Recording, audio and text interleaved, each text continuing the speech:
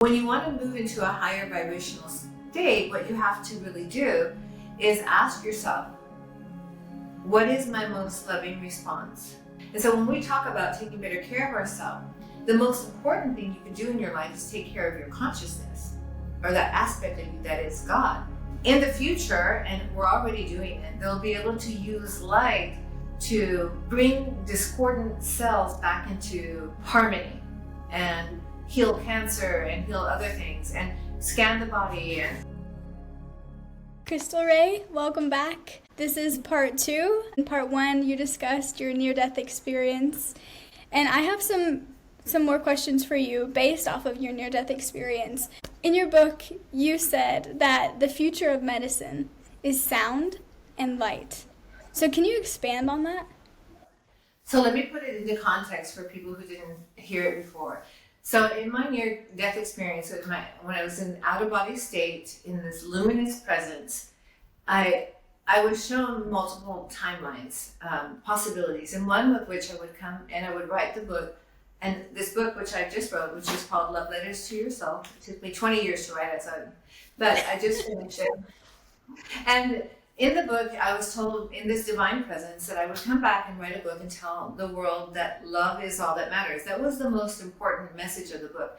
But then and I say he, but it was androgynous, but then it was also shown that an important message in this book would be that sound and light is the future of medicine. And I simply didn't know what that meant back there. I was just excited. I was like, okay, I'll put that in my book. But throughout the years, as this is almost 20 years ago, I have really explored the healing modality of sound and light. And sound, we are a vibration. Even in the Bible, it says in the beginning there was the Word, and the Word was God, and God is God, the Word, something to this effect. But everything is a vibration that has a certain oscillation and hue. And so in the future, and we're already doing it, they'll be able to use light to bring discordant cells back into harmony and heal cancer and heal other things and scan the body. And they're already doing all kinds of work with sound as well. Like there's sound warfare where they can send sounds out and kill people with sound.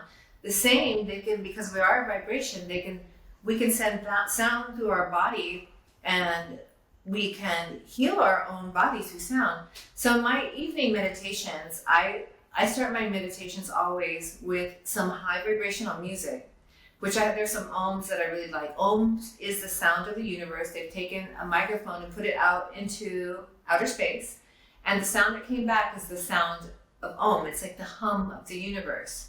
And so I have my favorite different high vibrational people who have done some really wonderful work on sound and made these beautiful ohms. So for me to get to a high vibrational space really quickly, and I think this is a good tool for everyone, is that you can just put music on. It's kind of like Pavlov's dog, where they ring the bell and then the dog starts to salivate. So this is the same thing. When you put your high vibrational music on, that sound right away attunes you to a certain vibration. And then because we are energetic beings, then you can connect with your guides and your angels, guardian angels and teachers, so here's the thing, if an enlightened master were to pass you, because he's such a high frequency, his cells are moving so fast, he would be invisible to you. If we are a lower, denser energy, we can only see that which is in the same energetic range, okay, like field. So what I do when I meditate is I will record my own meditations, and I'll have these beautiful orbs of light circling around me when I'm meditating. But they don't come when I'm in a really dark place because of that discordant energy.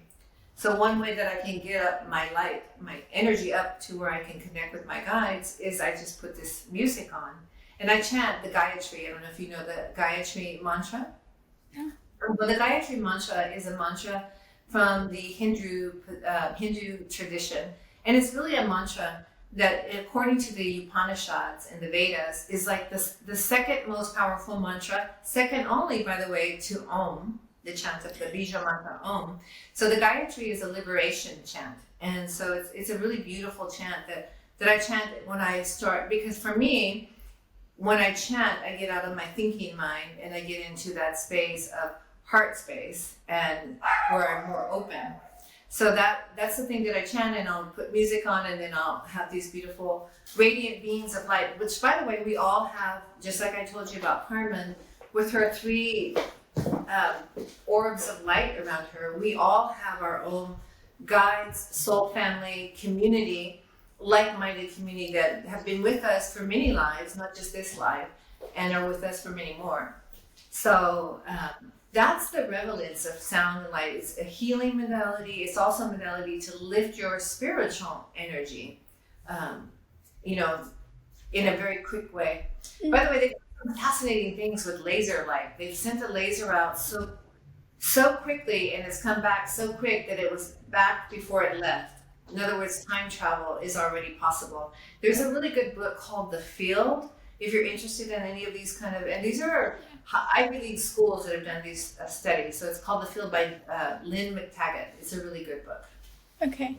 And speaking of vibration, another thing that you said in part 1 was that when you were in the hospital, they told you you had a broken neck. And you said, nope, that is not a part of my timeline. That's not a part of my destiny. And you put your hand on your neck with the thoughts in your head, this is not part of my destiny. And you felt heat coming from your hand. And you essentially healed your neck, which they proved with the x-ray, because it came back with no broken bones. What you said in that was that a broken neck was vibrationally close to the timeline that you're living in now, in which you wrote your book, Love Letters to Your Soul. So could you explain, touch a little bit more on how the fact that it was vibrationally close and how you chose to go up of vibration? Was that through thought? Was that through saying, no, that is not a part of my timeline, and you chose to have a higher vibration? So in the context of that, when I was getting, after the accident, they were x-raying my neck. The first one came back with a broken neck. And I was like, oh no, that's not my timeline. It wasn't because I, let's say, intentionally was like, I'm going to heal my neck. It was just this knowing. It was like a knowing. That's not part of my timeline. But here's the thing about timelines. Nothing is set, right, in this world. Everything is based on choice, free will. So if I follow a certain radiant energy, it will lead me this way. But if I veer just a little bit, it's like a compass. If you shift the compass slightly, you'll end up in completely new land. Why? Because that little shift changes the trajectory of where you're going. So these little shifts, and that's why I said that these big crossroads in life are not as important as your everyday small decisions. And one thing I like to talk about is do you step over an ant purposely? If you can, do you allow an insect to live? Are you kind in your words, in your speech, even when you could be unkind? Do you choose a more loving path? The little things like opening the door, letting somebody in, being benevolent, being gracious, forgiving someone, forgiving yourself. That's a good one.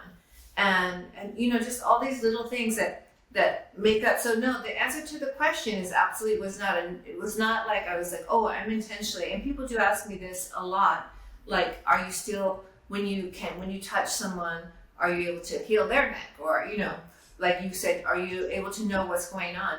So for me, that was something that I did not want. I did not want to see auras. I did not want to know people's thoughts. I felt like it was intrusive and uninvited, and I didn't want that. And as far as healing, I think that we all have the capacity, and we are all healers, based on our energy. So basically, there's people who can't keep a plant alive because their energy is a sucking energy. They don't have energy to give. I'm not saying it in a negative, because that can sound like a negative, but I'm not saying it's just where they're at vibrationally in their life. And so when you have this abundance of energy, and I had just been in that radiant presence after the car wreck, so every cell in my body was vibrating with this abundant energy. But you can do this yourself by, again, meditation, high vibrational music, intentionally being kinder to self and others, loving to self and others, making small vibrational shifts that may not seem significant, but like walking over an ant. That's how minute it is. Like, I refuse to kill any insect that I can save unless it's like putting my life in peril or something. You know what I mean? Like, I don't, because it's a vibrational thing. And I'm not saying if a mosquito lands right here, I don't go like that automatically, because I do. I wish I could say I was that enlightened. And actually, I met one woman. There was one woman I met at a silent retreat once.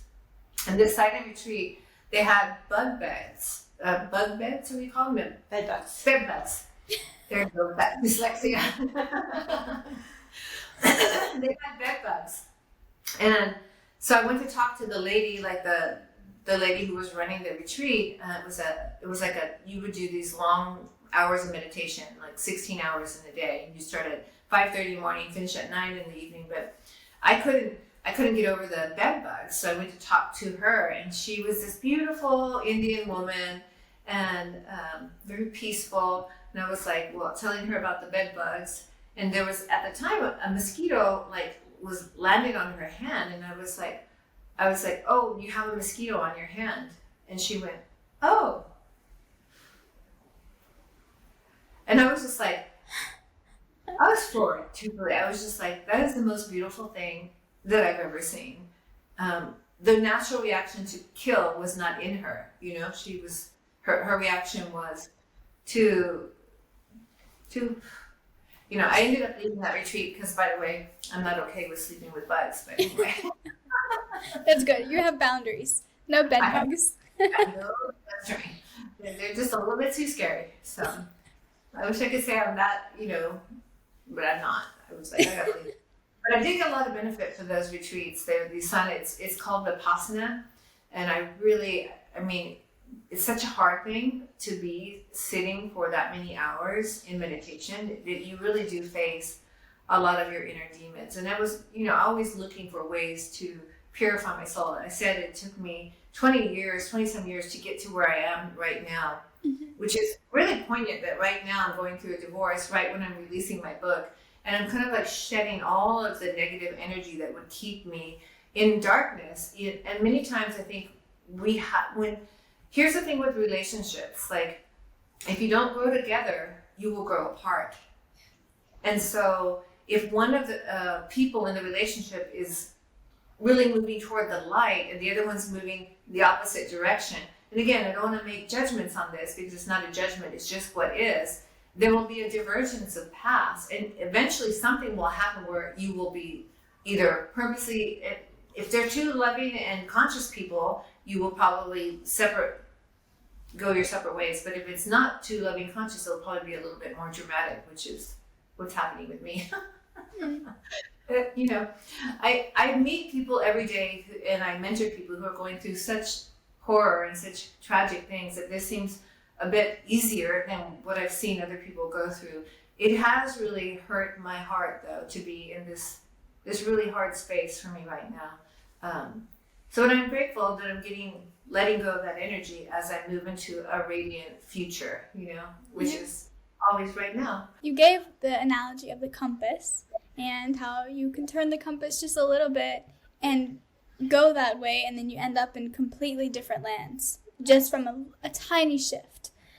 So how do we make that tiny shift towards the light? In order to shift our timelines, or let's say move up to a higher vibrational, what I call the next most radiant version of self, in order to do that, we have to be able to make more loving choices. And so your question is how to do that?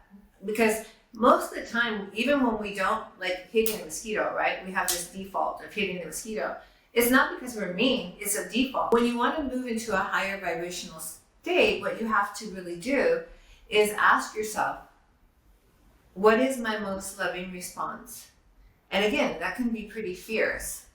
And also, when you have the opportunity, like, you know how you have this, like, sometimes you just have this feeling, I want to do something good, I want to help this person, but then there might be something holding you back, like, yeah, but no one's ever done that for me, could be one story, or they're not going to appreciate it, or every time we do that, they betray me. There can be all these stories around what you want to do, or like, let's just use a drunken man on the street, for example. Well, I don't want to give him money because he's just going to go buy drugs, or he's going to go buy alcohol. And there's another way to think of that, right? And say, but your heart is telling you, help this person, right? So I always say, if they buy drugs or alcohol, then that brings them a moment of joy. Who am I to say not to do that? I'm not that I would agree that that's the lifestyle, but this is where they're at. If they have one moment of joy, or if I can give them some, like if I'm going to give them money, I make sure to make eye contact and tell them have a good day, and acknowledge them as a human being.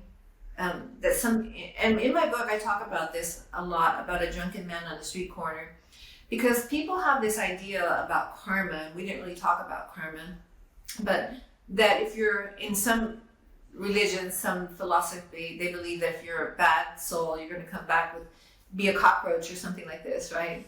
And you probably end up like that guy on the street. And so, but I was shown a different view, and I have a different opinion on that. So let's imagine that an enlightened master said, I'm going to embody an embodiment. I'll come into a meth mother. In other words, my mother's addicted to meth. I'll be abused as a child. I'll end up doing drugs myself, and I'll end up on the street. And I'm going to take on that, all those preset conditions for my life, so that I can help one person.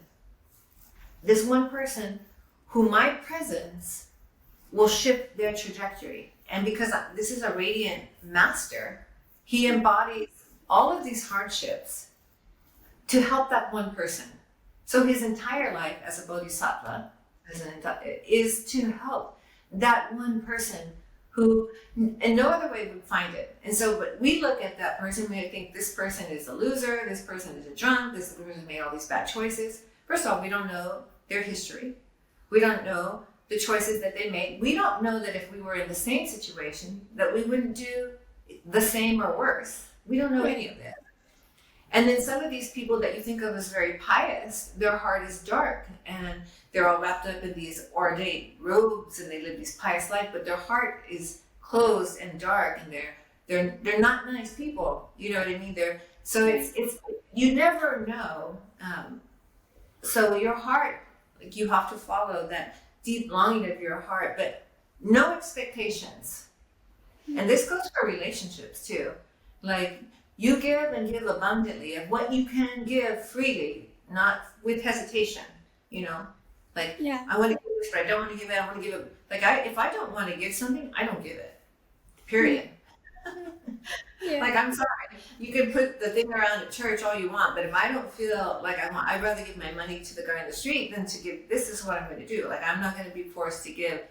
But usually my heart is just open, and I want to give. And in that case, I will give. But I used to get disappointed because there's a certain expectation that the other person will reciprocate that. Well, that's not always true. And if you're giving to get, then is that really giving? Then that's a business deal. That's not even giving. That's not even abundance. That's coming from lack. And so, I've learned that when I do give, then I have to give abundantly. And when I feel hesitation, it's usually because there's an imbalance in the energy, like I'm giving too much, and when that happens, that's not good for my soul. So then I will pull in the reins and start taking better care of myself. So that's how I do it. Basically, I always ask, what is my most loving possibility within the energetic constructs around my life right now? Because there's probably way better options that they're not available to me because of my vibration in that moment. But what is in that moment, let's say you're in the middle of conflict and somebody says a spiteful word to you that really they knew that would hurt you, and they say it anyway. And you know exactly what to say to hurt them, but you don't. Mm. You take care of yourself, you remove yourself from that situation, but you don't get in, just because they're getting in the mud, you don't get muddy with them. But you do take care of yourself by saying, I'm going to conclude this conversation now, and I'll talk to you about this at another time when I'm feeling a little bit less stressed or something. So those are the kinds of things that I will do because I mean, I have a really sharp mind, and like every other human, I can think really mean things, I think one of the misconceptions about somebody who's had a spiritually transformative experience or a near-death experience is that, all of a sudden you're not human, like you're somehow better than everyone else. No, you just know what you know, but you still have the full myriad of human experiences that you have to deal with. And sometimes even more because you have a bigger context for it all. And so it can be really, really challenging, but I do think that you do have the tools to deal with it, because one thing I know for me is that I know there's something else besides this, and that something else is way better than this, but this is a gift. That's the other thing that really bothers me, especially in the near-death community, is that, a lot of times people just can't wait to die. And I'm like, wait, you're supposed to be alive. You have all of eternity to be in another form, but this, like souls are lining up to come and have this experience of contrast, of choice and change, unavailable in other realms. The physical embodiment, the earth embodiment, the experience of being autonomous. And the greatest gift, I think, of our creator is that we were given free will even to hate our own creator. And that we are still loved, much like a mother, when teenagers, I remember my daughter telling me, I just hate you, Mom. And that's fine, because I love you. You can hate me all you want, but I will always love you. It's nothing in a mother that it makes you sad to hear that from a daughter or from a son or from anyone really, but it wasn't like all of a sudden I hated her for saying that. I understood this is where you're at. And that's the way the universe is with us. Our creative God force, or whatever you want to call it. It's like you're the little, baby throwing a tantrum, and the universe is like, okay. I have one last question for you. It is based off of the fact that your message to the world is that love is all that matters. How can we tangibly, practically love ourselves more? So that's a really good question, Lily. Because first of all, we have to talk about what love is, okay? Because the thing about love is that a lot of people talk about love, and they have this really kind of romantic ideal or parental ideal of love. But the love that I'm talking about is a much bigger, let's say, perspective on love. So one of the best definitions I ever heard about love came from an Indian sage called Ramana Maharishi. And he wrote this little book. Well, he didn't write it. His disciples took down his words. Little book. So Ramana Maharishi had a near-death experience at 17 years old. He was out of his body for 45 minutes. And in this out-of-body state, he was above, much like me when I was in my accident, where I was watching the car fall and this and that. But he was above his body, and he said, if that's my body, and my body is dead, and I'm here, then who am I? Wow. And so that is the name of his book. It's Who Am I? And one of the questions that he asks in the book is for us to really ask, who am I? So let's talk about who I am before I talk about what love is. So are you your body? Well, some people say, yes, I'm my body. But which body are you? The 2-year-old, the 4-year-old, the 30-year-old, the 102-year-old? Like, which body are you? If the body is continually changing, are you the healthy body? What if you lose an arm? Then what, are you no longer the body? Like, that arm is no longer yours. So those kinds of questions. And then the other thing, well, some people say, well, no, I am my thoughts. Okay, which thought are you? The good thoughts, the bad thoughts, the conscious thoughts, the unconscious thoughts. So if you're, anything that's transient cannot be you.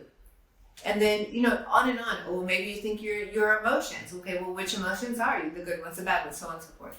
So Ramana asked us to ask these questions. And then he asked the question of what part of you never changes? Is always the same. And I call this the silent observer, the witness of your own existence. That part of you that's watching yourself right now, that's always there, watching and available and with you, that's aware that you're aware, the thinker behind the thoughts, the doer behind the doing, the feeling behind the feeler. So this is the kind of question. So once we get to that, we recognize that we are not our body, we're not our thoughts, we're not our good or bad deeds, we're not our parents, we're not our culture, we're not our religion, because all of those things are transient. But there is a part of us that never changes. And that is the pure light of undifferentiated consciousness. So let me unravel that. Pure light. We talked about sound and light, one of the things I'm supposed to be put in my book, right? Sound and light of the future medicine. So we are pure light. And let me take you back to when I was a child and I said, those are the stars. And that's what we are, pure energy. Energy is light, radiance, right? So we are the pure light, undifferentiated consciousness. Now let's go to undifferentiated consciousness. What is that? That means there's no opposite. So everything is thrown in the fire of love. Like a positive and a negative together makes a neutral, right? They cancel each other out. I'm not good at math, but I know that much. So a positive, so everything is thrown in the fire of love. It has no opposite. So love, like people say, oh, the opposite of love is fear. When in truth, there is no opposite to love. Everything that is love. There could not. So think about love as a dot, okay? And that dot from the center goes all the way around. It's light, light, light, getting darker, darker, darker, darker, darker, meaning back at that dot. And it's this perpetual thing. But it's all love. It's all within that dot, okay? And so the dark and the light is all part of love. It's all within there, and they're all canceled out. It's a neutral energy. So it's the pure light of undifferentiated consciousness. And that's what we are. So when we talk about love ourselves more deeply or others, what that means is to really embody the ability to witness the truth of the other, which is not their actions, which is not their good or bad behavior, which is not their body, which is not that, it is this eternal part of them that never changes. So when you talk about love ourselves, take better care of ourselves, first of all, are you talking about the body? Are you talking about the mind? Are you talking about the spirit?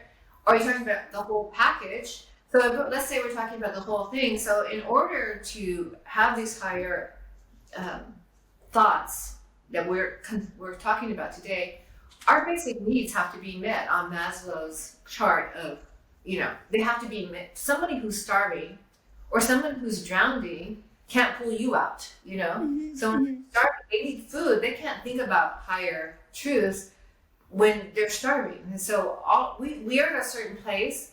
We have the luxury to think these more elevated thoughts. And so first of all, we have to recognize the gift that we are here in the space where we can actually have these elevated thoughts. And the teachings that are ancient teachings, which I really love because they don't change, because truth is always truth. Whether it was said 1 minute ago or 10,000 years ago, it's still truth. And so the truth is that we are these radiant beings of light, pure, undifferentiated consciousness. We've wrapped shadows around ourselves. We've veiled our eyes to have the human experience because it gives our soul joy.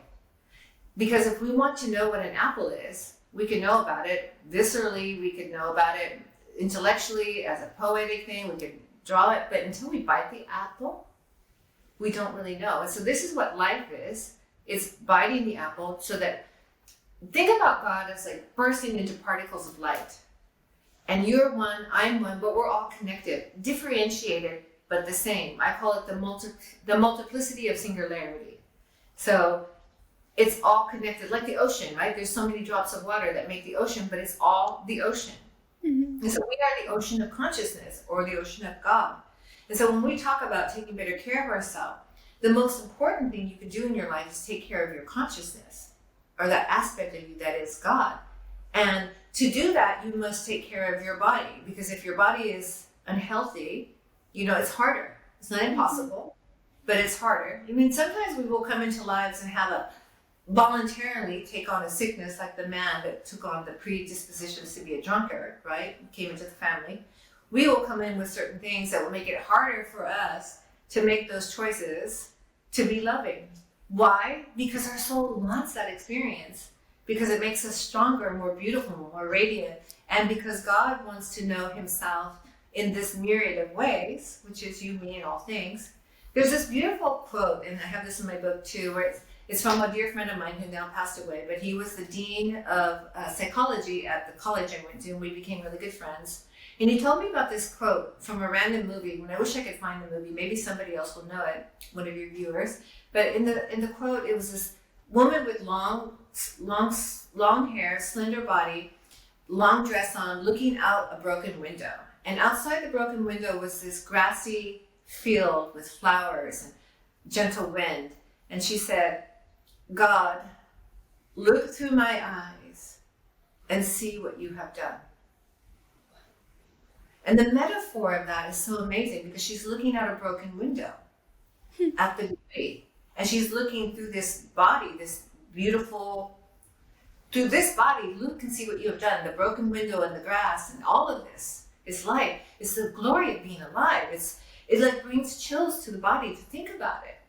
That this glorious thing that we get to do. We're looking through a broken window, but we can see the beauty. Right. I hope that answered your question. It does, in a beautiful, tangible way to where I could truly understand. The way you use analogy really helps me understand, and I think it will help the people watching understand as well. So thank you so much for your time. I really appreciate you being here.